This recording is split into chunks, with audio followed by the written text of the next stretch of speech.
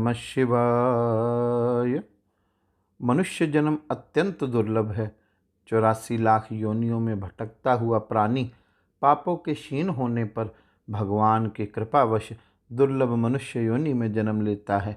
मनुष्य योनि को दुर्लभ इसलिए कहा जाता है क्योंकि अन्य योनियां जहाँ केवल भोग योनियां ही हैं, वहीं मनुष्य योनि एकमात्र कर्म योनि भी है।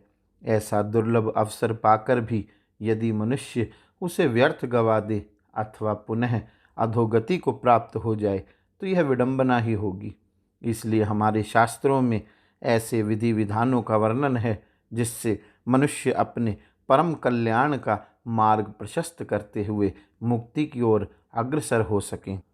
पुराणों में विभिन्न तिथियों, पर्वों, मासों आदि में करणीय अनेकानेक कृत्यों का सविधि प्रेरक वर्णन प्राप्त होता है, जिनका श्रद्धापूर्वक पालन करके मनुष्य भोग तथा मोक्ष दोनों को प्राप्त कर सकता है।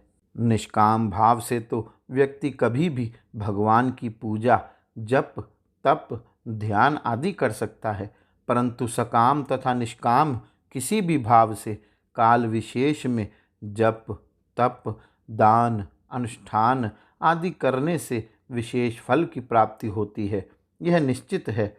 पुराणों में प्राय सभी मासों का महात्म्य है, परंतु वैशाख, श्रावण, कार्तिक, मार्गशीर्ष, माघ तथा पुरुषोत्तम मास का विशेष महात्म्य दृष्टिगोचर होता है। इन मासों की विशेष चर्या तथा दान, जप, तप, अनुष्ठान का विस्तृत वर्णन ही नहीं प्राप्त होता है, अपितु उसका यथाशक्ति पालन करने वाले बहुत से लोग आज भी समाज में विद्यमान हैं।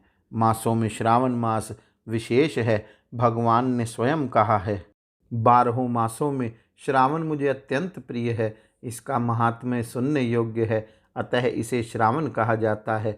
इस मास में श्रवण नक्षत्र युक्त पूर्णिमा होती है, इस कारण भी इसे श्रावण कहा जाता है। इसके महात्म्य के श्रवण मात्र से यह सिद्धि प्रदान करने वाला है, इसलिए भी यह श्रावण संज्ञा वाला है।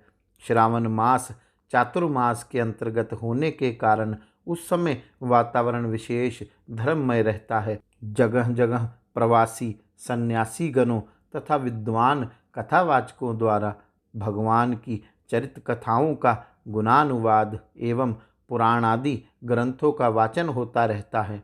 श्रावण मास भर शिव मंदिरों में श्रद्धालुजनों की विशेष भीड़ होती है। प्रत्येक सोमवार अनेक लोग व्रत रखते हैं तथा प्रतिदिन जलाभिषेक भी करते हैं। जगह जगह कथा सत्रों का आयोजन काशी विश्वनाथ जी, बैद्यनाथ जी, महाकालेश्वर जी आदि 12 ज्योतिर्लिंगों तथा उपलिंगों की ओर जाते कांवरियों के समूह, धार्मिक मेलों के आयोजन, भजन कीर्तन आदि के दृश्यों के कारण वातावरण परम धार्मिक हो उठता है। महाभारत के अनुशासन पर्व में महर्षि अंगिरा का वचन है, श्रावणम नियतो मासमेक भक्तेन यह शिपेत यत्र तत्राभिषेकेन युज्यते ज्ञातिवर्धनः। अर्थात जो मन और इंद्रियों को संयम में रखकर एक समय भोजन करते हुए श्रावण मास को बिताता है, वह विभिन्न तीर्थों में स्नान करने के पुण्य फल से युक्त होता है और अपने कुटुंबीजनों की वृद्धि करता है। स्कंद महापुराण में तो भगवान ने यहाँ तक कहा है कि श्रावण मास में जो विधान किया गया है उसमें से किसी एक का भी व्रत करने वाला मुझे परम प्रिय है। स्कंद महापुराण के अंतर्गत श्रावण मास का विस्तृत महात्म्य प्राप्त होता है। इसमें 30 अध्याय हैं जिनमें श्रावण मास के शास्त्रीय महत्व का सांगोपांग वर्णन मिलता है। आशा है इससे भक्तजन यथासंभव लाभ प्राप्त करेंगे। गौरी शंकर भगवान की जय। ओम नमः शिवाय।